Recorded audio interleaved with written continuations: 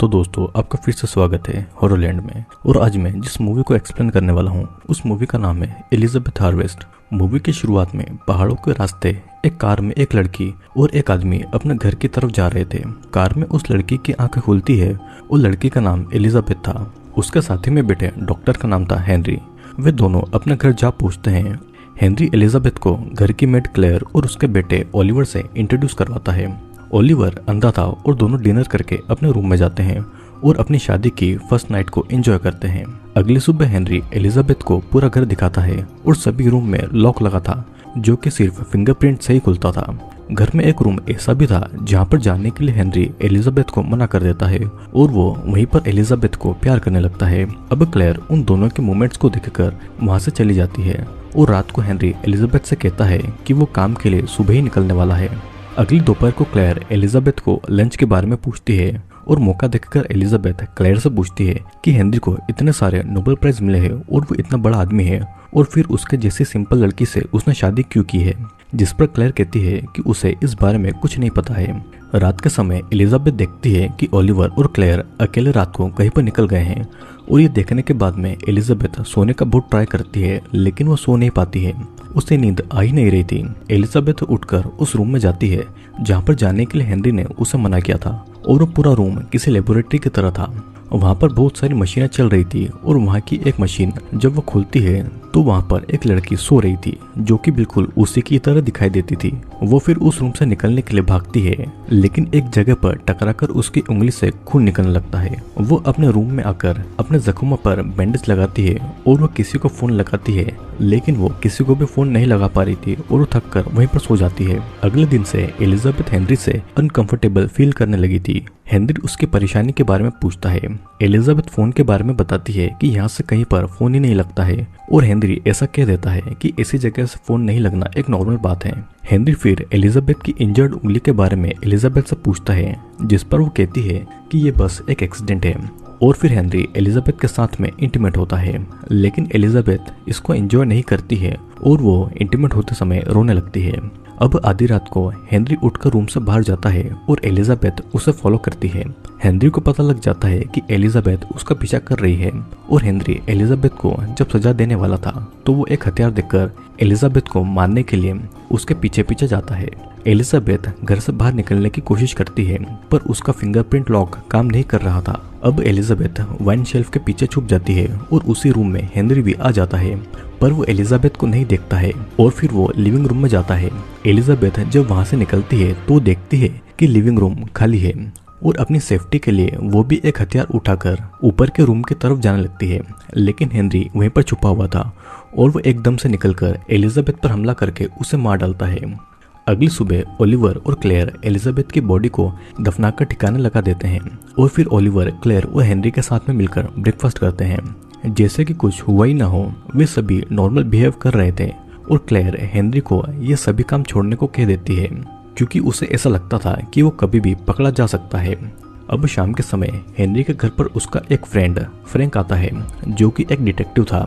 Henry Frank से कहता है कि एलिजाबेथ सो रही है और हेनरी फ्रैंक से उसकी परेशानी का कारण पूछता है। फ्रैंक का डिपार्टमेंट कुछ चीजों पर इन्वेस्टिगेशन कर रहा था और शायद से ये चीजें हेनरी के लिए हो सकती है पर हेनरी को इन बातों से ज्यादा फर्क नहीं पड़ रहा था। अब दूसरी तरफ क्लेयर जब अपनी डायरी लिख रही थी तो ओलिवर वहां पर आकर उसके लिए फूल लाता है। क्लेयर ओलिवर से उसे इस तरह गिफ्ट लाने के लिए मना करती है और ओलिवर कहता है कि अगर वो यहाँ पर खुश नहीं है तो यहाँ पर क्यों रह रही है, जिस पर क्लेयर कहती है कि वो चीज़ों को समझती है और इसीलिए वो यहाँ रह रही है। ओलिवर कहता है कि वो यहाँ इसलिए रह रही है क्योंकि वो हेनरी से प्यार करती है और ओलिवर को वहाँ से भेजकर क्लेयर अपनी पिल्स ले लेती है। धीरे धीरे समय निकलता है और 6 हफ्तों के बाद भी उसी पहाड़ के रास्ते एलिजाबेथ और हेनरी घर की तरफ जा रहे थे और इस बार एलिजाबेथ की वेडिंग ड्रेस अलग थी पर बाकी सभी पहले की ही तरह सेम था। हेनरी एलिजाबेथ को क्लेयर और ओलिवर से इंट्रोड्यूस कराता है और पूरा घर दिखाता है और उसी लेबोरेटरी रूम में जाने से मना कर देता है। अब डिनर करने के बाद में दोनों इंटीमेट होते हैं और सोने से पहले हेनरी उसे कहता है कि सुबह उसे काम के लिए कहीं पर जाना है। एलिजाबेथ को नींद नहीं आ रही थी तो वो किचन में जाती है जहाँ पर उसे क्लेयर मिलती है। वो क्लेयर को हेनरी के बारे में पूछती है क्योंकि वो हेनरी के बारे में जानना चाहती थी। क्लेयर कुछ बता पाती उससे पहले ही हेनरी वहाँ पर आकर एलिजाबेथ को अपने साथ में रूम में लेकर चला जाता है। अगले दिन एलिजाबेथ घर पर अकेली थी। वो फिर उसी रूम के अंदर चली जाती है जहाँ पर हेनरी ने उसे जाने के लिए मना किया था, और वहाँ पर एलिजाबेथ को उसी की ही तरह हम शक्ल लड़की दिखाई देती है जो कि मशीन के अंदर थी। उसे देखकर वो वहाँ से भागती है और वही हम शक्ल एलिजाबेथ मशीन से निकलकर एलिजाबेथ के पीछे जाती है। एलिजाबेथ ये देखती है कि क्लेयर और ओलिवर कहीं बाहर गए हैं और वो अपने रूम में जाकर सो जाती है। फिर वहाँ पर हम शक्ल एलिजाबेथ आकर असली एलिजाबेथ का फेस टच करती है और उसका पजामा निकालती है। एलिजाबेथ नींद में थी तो उसे कुछ भी पता नहीं चल रहा था। फिर अगली सुबह एलिजाबेथ नींद से उठकर देखती है तो पाती है कि वो आधी नेकेड है। हेनरी उसे देखकर पूछता है कि क्या वो ठीक है, और एलिजाबेथ फिर बाथरूम में जाती है फ्रेश होने के लिए। हेनरी बाथरूम के अंदर जाना चाहता था पर एलिजाबेथ उसे रोकती है और फिर भी हेनरी अंदर आ ही जाता है। हेनरी टॉवल हाथ में लेता है और उसकी बात न मानने की वजह से वो एलिजाबेथ को मारने ही वाला था। एलिजाबेथ बाथरूम से भागती है पर हेनरी उसे पकड़कर टॉवल से उसका गला दबाकर उसे मारने लगता है और किसी तरह से एलिजाबेथ उसे किक करके वहां से भाग जाती है। वो दरवाजे की तरफ आती है पर उसका फिंगरप्रिंट काम नहीं करता है और वहां के ग्लास को तोड़ने की वो कोशिश करती है पर वो नहीं टूटता है। एलिजाबेथ किचन में जाकर एक चाकू उठा लेती है अपनी सेफ्टी के लिए। हेनरी एक कपड़े पर क्लोरोफॉर्म लगाकर एलिजाबेथ को पकड़ने जाता है। हेनरी लिविंग रूम में जाकर पियानो बजाता है। फिर वो पियानो की रिकॉर्डिंग बजा देता है ताकि एलिजाबेथ को लगे कि हेनरी अभी भी वहीं पर है। एलिजाबेथ जब किचन से निकलती है तो हेनरी उसे पकड़कर क्लोरोफॉर्म का कपड़ा उसके मुंह पर लगा देता है, जिससे कि एलिजाबेथ बेहोश होने का नाटक करती है और मौका मिलते ही वो हेनरी पर चाकू से कई बार वार करती है और हेनरी वहीं पर मारा जाता है। अब क्लोरोफॉर्म की वजह से एलिजाबेथ उसके पास ही बेहोश हो जाती है और कुछ समय के बाद में एलिजाबेथ को होश आता है तो वो उठकर हेनरी की बॉडी को दरवाजे के पास ले जाती है। वो हेनरी की फिंगरप्रिंट से दरवाजा खोलने की कोशिश करती है पर दरवाजा नहीं खुलता है और वो घर से खून को साफ करती है, जिसके बाद में वो हेनरी की डेथ बॉडी छुपा देती है। वो फिर नहाती है और अपने शरीर से खून को साफ करती है और अपने खून से सने कपड़ों को जला देती है और वो अपनी वेडिंग रिंग को भी उतार देती है। फिर वो थक कर सोफे पर सो जाती है और तभी उसे हेनरी का फोन बजने की आवाज सुनाई देती है। वो जब हेनरी के फोन को देखती है तो उस पर क्लेयर के बहुत सारे मिस कॉल आए हुए थे। फिर एलिजाबेथ 911 पर कॉल कर ये बताती है कि वो अपने घर पर लॉक हो गई है, पर उसके घर का एड्रेस भी उसे नहीं पता था और वो कुछ और बता पाती उससे पहले ही क्लेयर और ओलिवर घर पर आ गए थे। एलिजाबेथ ऐसा दिखाती है कि जैसे वहाँ पर कुछ हुआ ही नहीं हो और वो बुक पढ़ने का नाटक करती है। और वो क्लेयर से कहती है कि हेनरी ऊपर कमरे में सो रहा है और क्लेयर और ओलिवर उसे वहाँ पर देखकर शॉक्ड हो गए थे। क्लेयर किचन में जाती है और अचानक उसे हार्ट अटैक आ जाता है और वो किसी तरह 911 पर कॉल करके एम्बुलेंस को बुलाती है और कुछ ही समय में एम्बुलेंस वहाँ पर आकर क्लेयर को हॉस्पिटल लेकर जाती है। और उसी का मौका देखकर एलिजाबेथ घर से बाहर निकलने वाली थी पर ओलिवर उसे रोककर कहता है कि अगर वो यहाँ से बाहर गई तो वो भी उसे पुलिस से नहीं बचा सकता और उसे पता है कि एलिजाबेथ ने ही हेनरी को मार दिया है। एलिजाबेथ कहती है कि उसने ये सेल्फ डिफेंस में किया है और ओलिवर उसे हेनरी की डेथ बॉडी दिखाने को कहता है। एलिजाबेथ और ओलिवर हेनरी की बॉडी को बर्नर में डाल देते हैं। ओलिवर फिर एलिजाबेथ से उसके पास्ट के बारे में पूछता है और वो कहती है कि उसके पेरेंट्स कार एक्सीडेंट में मारे गए थे तो वो ऑर्फनेज में बड़ी हुई थी और असल में वो एक अनाथ है। ओलिवर को ये पता था कि एक्सपेरिमेंट के चलते ये सब एलिजाबेथ के दिमाग में डाला गया है और ओलिवर बताता है कि हेनरी ने 6 बार एलिजाबेथ के क्लोन बनाए थे, जिनमें से 4 को उसने पहले ही मार दिया है और वो 5वें नंबर की एलिजाबेथ है। सारी के सारी एलिजाबेथ हर तरफ से एक जैसी दिखाई देती है और दोनों को दिखता है कि फ्रैंक उनके घर पर आया है। ओलिवर एलिजाबेथ को कुछ बातें समझाकर फ्रैंक के पास भेज देता है। एलिजाबेथ फिर जाकर फ्रैंक से मिलती है और वो कहती है कि हेनरी की तबीयत ठीक नहीं है तो वो अभी भी सो रहा है। और ओलिवर जब पानी लेने जाता है तो फ्रैंक एलिजाबेथ से पूछता है कि क्या वो ठीक है और उसे पता चला था कि उसने 911 पर कॉल किया है। ओलिवर फिर वहां पर आकर ही कहता है कि 911 पर कॉल क्लेयर के लिए किया गया था क्योंकि उसे हार्ट अटैक आया था। ओलिवर फिर से रूम में चला जाता है और फ्रैंक कहता है कि इस घर में कुछ न कुछ अजीब जरूर है क्योंकि एलिजाबेथ को स्लीप डिसऑर्डर है, ओलिवर अंधा है और क्लेयर का हार्ट कमजोर है और आज हेनरी भी बीमार है, मतलब कि कुछ ना कुछ गड़बड़ जरूर है। फिर अचानक ओलिवर वहां पर आकर हेनरी को गोली मार देता है जिससे कि वो वहीं पर मारा गया था। ओलिवर फिर एलिजाबेथ को समझाता है कि फ्रैंक ने पहले की ही एक एलिजाबेथ को देखा था तो उसे उन पर पहले से ही शक हो गया था और इसीलिए उसे मारना जरूरी था। तीसरे नंबर की एलिजाबेथ जब घर से भाग गई थी तो फ्रैंक उसे रास्ते में मिला था और वो उसे वापस हेनरी के पास लेकर आया था। उसके बाद में हेनरी ने तीसरी एलिजाबेथ को मार दिया था और उसके बाद में चौथे नंबर की एलिजाबेथ को बनाकर उसमें पुरानी मेमोरीज डालकर उसे हेनरी की वाइफ बनाकर रखा गया था। एलिजाबेथ इन सारे एक्सपेरिमेंट के बारे में सुनकर बहुत ज़्यादा दुखी होती है और वो ये सब नहीं सुनना चाहती थी। वो दोनों फ्रैंक की डेड बॉडी को ले जाकर बर्नर में डालकर उसे जला देते हैं। ओलिवर एलिजाबेथ को क्लेयर की डायरी पढ़ने को कह देता है और एलिजाबेथ को उसी रूम में लॉक करके वहां से वो चला जाता है। एलिजाबेथ वहां से निकल नहीं पाती है तो वो उस डायरी को पढ़ने लगती है क्योंकि क्या पता कि उसे वहां से कुछ पता लग जाए। क्लेयर की डायरी में लिखा हुआ था कि 5 साल पहले हेनरी ने क्लेयर को अपने घर पर बुलाया था और क्लेयर एक न्यूरोलॉजिस्ट थी। हेनरी भी एक साइंटिस्ट था तो वो क्लेयर को अपने साथ काम करने के लिए मना लेता है।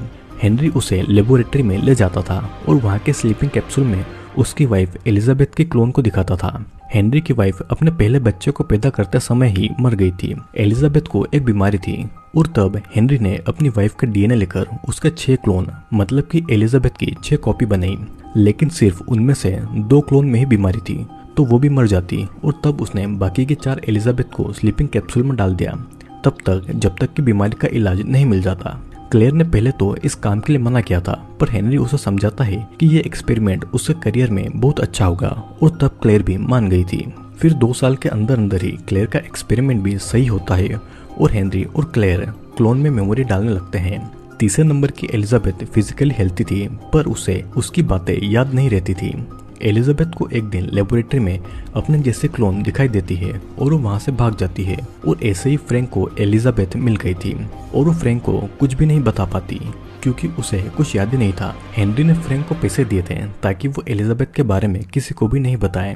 अब फिर प्रेजेंट टाइम में ओलिवर एलिजाबेथ के लिए खाना लेकर आता है और एलिजाबेथ उस पर हमला करके डोर का कोड पूछती है। ओलिवर कोड बता देता है और एलिजाबेथ उसे बेल्ट से बांधकर डोर के पास जाती है। वो वही कोड डोर के लॉक में लगाती है पर डोर नहीं खुलता है क्योंकि ओलिवर ने उसे गलत कोड बताया हुआ था। एलिजाबेथ फिर से रूम में चली जाती है तो ओलिवर वहां से भाग चुका था। एलिजाबेथ फिर किचन से एक चाकू उठा लेती है और एलिजाबेथ उसी लेबोरेटरी में जाती है। वहां पर ओलिवर 6 नंबर की एलिजाबेथ क्लोन का ध्यान रख रहा था। ओलिवर उसे कहता है कि वो जाए उस डायरी को पूरा पढ़े जिसके बाद में वो उसे यहाँ से जाने देगा और मौका मिलते ही ओलिवर एलिजाबेथ को एनेस्थेसिया का इंजेक्शन देकर बेहोश कर देता है। एलिजाबेथ जब नींद से उठती है तो हेनरी ने उसके पैर पर चेन लगाकर उसे बांध कर रखा हुआ था और उसका रूम भी बाहर से लॉक कर दिया गया था। एलिजाबेथ चेन नहीं खोल पाती है तो फिर से डायरी पढ़ने लगती है जिसमें लिखा था कि कुछ दिन के बाद में तीसरे नंबर की एलिजाबेथ मर गई थी। हेनरी क्लेयर से कहता है कि वो खुद मरी है और क्लेयर को हेनरी पर शक होता है पर वो कुछ नहीं बोलती है और तीसरे नंबर की एलिजाबेथ को दफनाकर वो फिर से अपने एक्सपेरिमेंट को करने लगते हैं और ऐसे ही 6 महीने बीत जाते हैं। हेनरी अब अपने एक्सपेरिमेंट को पूरा होने की पूरी आशा खो देता है और इसी समय क्लेयर और हेनरी करीब आ जाते हैं और दोनों इंटीमेट भी होते हैं। अब प्रेजेंट टाइम में ओलिवर खाना लेकर एलिजाबेथ के पास में आता है और उसे डायरी से क्या पता चला ये पूछता है। एलिजाबेथ कहती है कि अब तक डायरी में उसके बारे में कुछ नहीं लिखा है और ओलिवर बताता है कि क्लेयर ने सही क्लोन बनाया था पर हेनरी ने उसमें हेरफेर की थी। वो जब बोर्डिंग स्कूल में था तभी सारे क्लोन्स तैयार हो गए थे। जब वो 12 साल की उम्र में घर पर आया था तो उसने दूसरे नंबर की एलिजाबेथ को देखा था और उसके मुताबिक वो एलिजाबेथ सबसे ज़्यादा सुंदर थी और उसी के बाद ओलिवर अंधा हुआ था। दूसरे नंबर की एलिजाबेथ और ओलिवर बहुत अच्छे दोस्त बन गए थे और तब हेनरी ने जलन में आकर ओलिवर को अंधा कर दिया था क्योंकि वो हेनरी से नफरत करता था। ओलिवर वहां से चला जाता है और एलिजाबेथ फिर से डायरी पढ़ने लगती है जिसमें लिखा था कि क्लेयर ने हेनरी से ब्रेकअप कर लिया था और उसे पता था कि वो कभी भी एलिजाबेथ की जगह नहीं ले सकती है। और एक दिन क्लेयर हेनरी से पूछती है कि वो आखिरकार चाहता क्या है और वो ये एक्सपेरिमेंट क्यों कर रहा है, जिस पर हेनरी कहता है कि वो अपनी पहली वेडिंग नाइट मतलब कि अपनी सुहागरात को बार बार जीना चाहता है। क्लेयर हेनरी से प्यार करती थी तो मजबूरी में उसकी हेल्प करने लगती है और इसी तरह चौथे नंबर की एलिजाबेथ भी रेडी हो जाती है। क्लेयर को पता लगता है कि एलिजाबेथ का बच्चा भी उसके साथ में पैदा होते ही मर गया था। दरअसल ओलिवर हेनरी का बेटा नहीं बल्कि वो खुद हेनरी का ही क्लोन है, मतलब कि ओलिवर हेनरी की ही कॉपी है। हेनरी चाहता था कि उसके मरने के बाद भी यंग ओलिवर और यंग एलिजाबेथ साथ में रहे और ये सब जानकर 5वें नंबर की एलिजाबेथ को शौक लगता है कि ओलिवर हेनरी का ही क्लोन यानी कि उसी की कॉपी है। अब दूसरे दिन ओलिवर कैची से डराकर एलिजाबेथ से पूछता है कि उसे डायरी से क्या पता लगा, जिस पर एलिजाबेथ बताती है कि वो हेनरी का क्लोन है, लेकिन हेनरी ने ओलिवर को बर्थ सर्टिफिकेट दिया है और उसके हिसाब से वो क्लोन नहीं है। एलिजाबेथ उसे सेड्यूस करती है और कहती है कि वो दोनों अब से साथ रहेंगे और मौका देखकर वो कैची ओलिवर से छीन लेती है और अपने पैरों की चेन को खोल लेती है, जिसके बाद में वो ओलिवर को डोर का कोड पूछती है। वो फिर ओलिवर को मार ही रही थी कि तभी 6 नंबर की एलिजाबेथ आती है। उसने अपनी वेडिंग ड्रेस पहन कर रखी हुई थी और उसके हाथ में एक गन भी थी। 6 नंबर की एलिजाबेथ ओलिवर को बचा रही थी। फिर 5वें नंबर की एलिजाबेथ उसे समझाती है कि ओलिवर एक अच्छा आदमी नहीं है, लेकिन वो क्लोन एलिजाबेथ उसकी बातें नहीं सुनती है और फिर एलिजाबेथ कैची से ओलिवर पर हमला कर देती है और उसे वो होस्टेज बना लेती है।